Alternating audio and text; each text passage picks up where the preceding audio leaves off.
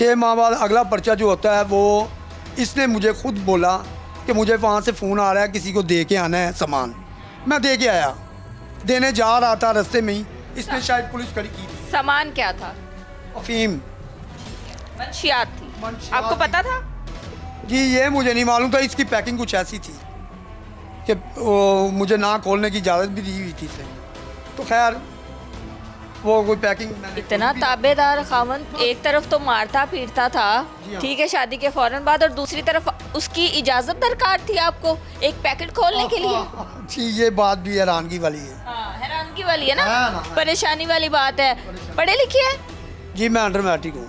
ठीक है, मैट्रिक भी फेल है, ठीक है, ऐसे ही है। हाँ, मैट्रिक अच्छा, एग्जाम नहीं दिए मैंने। एग्जाम नहीं दिए, नलायकियाँ ना। अच्छा, नलायकी। मुझे ये बताएं कि बीवी के इतने ताबेदार थे, एक तरफ मार रहे हैं, दूसरी तरफ जो है उसकी इजाज़त की ज़रूरत है, ये मामला जो हैं ये समझ नहीं आ जानता रहे। तो मैं था ही, फिर मुझे इसलिए खोलने की मैंने इसको ज़रूरी भी नहीं समझा।